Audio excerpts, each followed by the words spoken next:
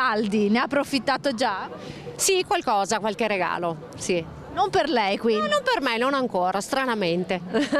Un paio di pantaloni, qualche maglietta, nulla di esagerato, insomma. Avevi già puntato, sei andato a colpo sicuro? Ah, ho cercato a caso. C'è chi punta diretto al capo di abbigliamento notato qualche settimana prima, chi invece gironzola e coglie occasioni anche inaspettate. La corsa ai saldi è iniziata all'insegna del Sole dei centri città affollati da chi vuole fare acquisti a prezzi scontati. A Padova e Listone, la centralissima via Roma, sono state prese d'assalto con negozi brulicanti di gente. Avete approfittato dei saldi? Non ancora, siamo appena arrivate in realtà. Avete già qualche idea su che cosa cercare? No, cose per la casa. Avete già acquistato? Abbiamo acquistato, sì. Cosa avete comprato? Acquistato 2 paia di calzature e poi dei prodotti estetici per mia moglie.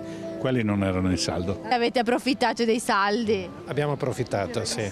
Per tutta la famiglia. Cosa avete trovato? Giacche che avevano bisogno, pantaloni. Abbigliamento e scarpe, oggetti per la casa, biancheria, ma anche elettronica. L'avvio delle svendite invernali ha un segno positivo rispetto al 2024, come rilevano i primi dati di Federmoda, Ascom, Confcommercio. Abbiamo una prima stima che hanno dato i nostri associati di un più 4% rispetto all'anno scorso, quindi abbiamo comunque una stima nazionale di 138 euro a persona, sarà la spesa che spenderanno gli italiani, e per i padovani invece siamo riusciti, abbiamo fatto degli altri calcoli, insomma arriviamo quasi a 140 euro, quindi è un buon inizio. Le famiglie spenderanno in media 310 euro. L'indicazione principale è che nel cartellino deve esserci scritto il prezzo iniziale e la percentuale di sconto e il prezzo finale.